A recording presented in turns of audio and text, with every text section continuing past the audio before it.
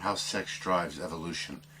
This chapter started off with examples of how some animal traits seem to go against evolution, like things that don't really help a critter, like the peacock's tail. When it gets wet, it can be very heavy, has trouble flying with such a heavy tail. There's an extinct Irish elk they found where the horns of this creature weighed 90 pounds, upwards of 90 pounds, but the skull is like on average 5 pounds. That's interesting. You know, such a heavy set of horns on such a small, weight-wise skull. Look at this bit here. I'm not nitpicking about the author of the book, but this is a mistake a lot of people make, and he made it too. See if you can see the mistake. In this foot-long lizard that lives in the western United States, the sexes look very different. Males sport a turquoise body, yellow head, black neck collars, and black and white spots. And then it goes on to describe the female. But did you see the mistake? The way it described a turquoise body.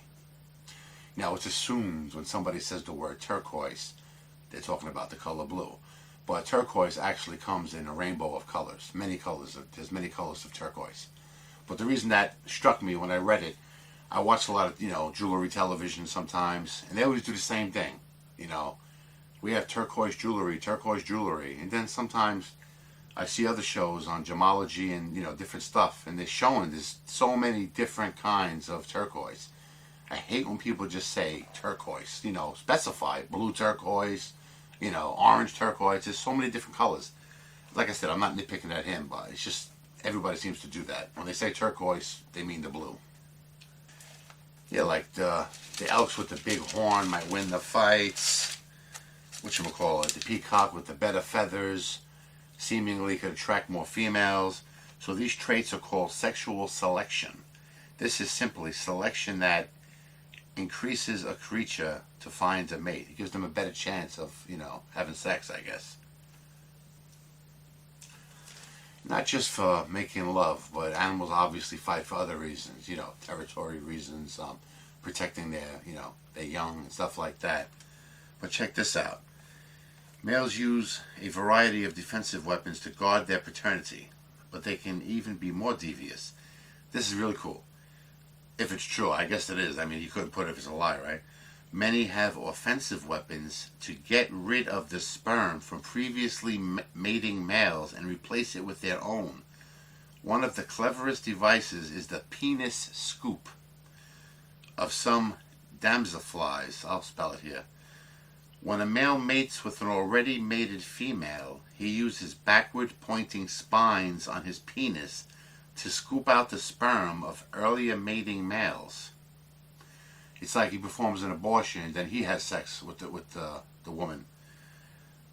Only after she's despermed does he transfer his own sperm.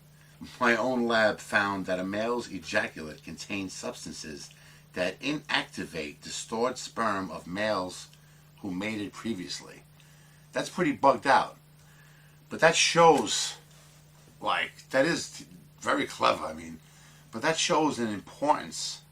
Like, you think of, ants working for the good of the colony. It's always for the good of the colony, Most of them are workers, I guess they have some kind of hierarchy, whatever the word is. But, that's very strange.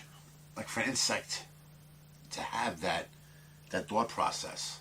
Like, I want my bloodline to live on. That shows, real intelligence to me.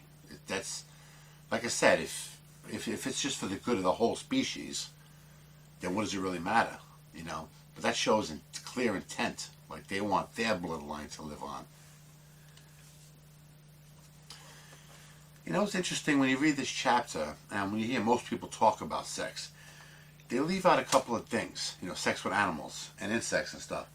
Sure, the male that wins the fights might get more action, or the one who's more fancy looking, the longer tail, or the brighter spots, or more spots, seems to get more women. Fine.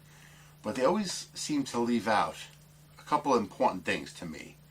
One of which is the females being horny. The female wanting sex.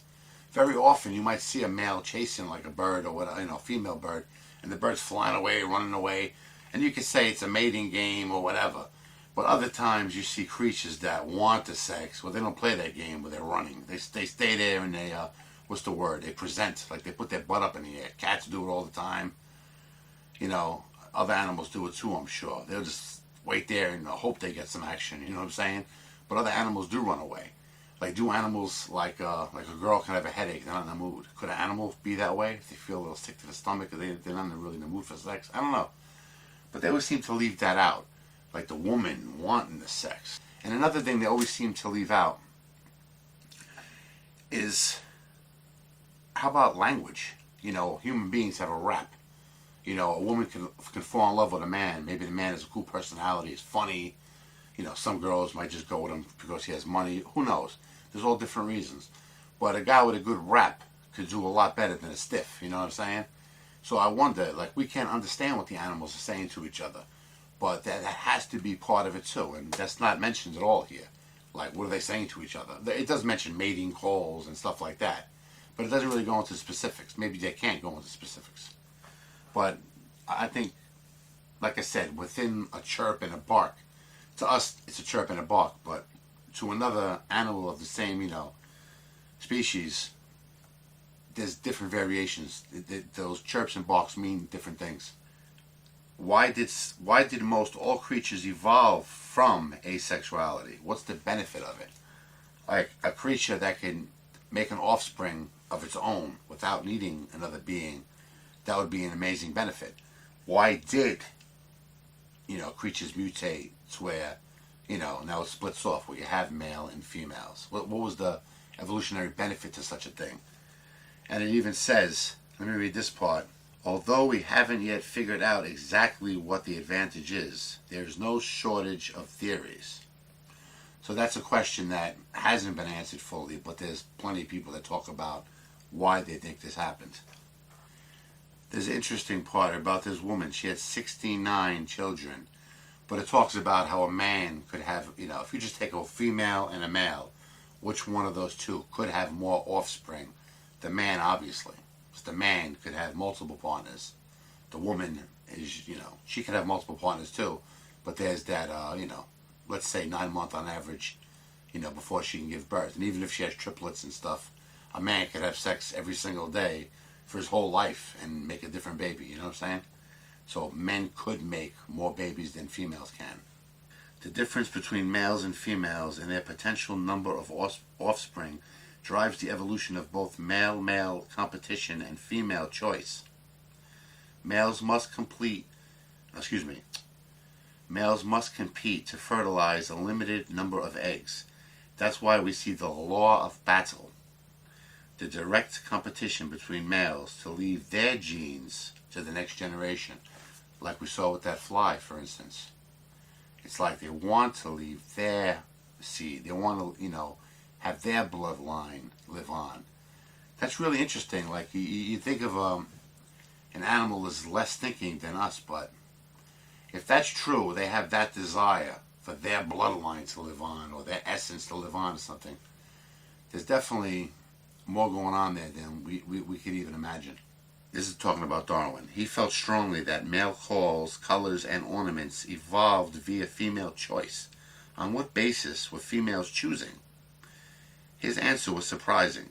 Pure aesthetics. Darwin saw no reason why females should choose things like elaborate songs or long tails unless they found them intrinsically appealing. His pioneering study of sexual selection, The Descent of Man and Selection in Relation to Sex, 1871, it's talking about how they like to be charmed and wooed. But look at this. Although we have some positive evidence that birds appreciate bright and beautiful objects, as with the bowerbirds of Australia, and although they certainly appreciate the power of song, yet I fully admit that it is astonishing that females of many birds and some mammals should be endowed with sufficient taste to appreciate ornaments, which we have reason to attribute to sexual selection. And this is even more astonishing in the case of reptiles, fish, and insects. But we really know little about the minds of the lower animals.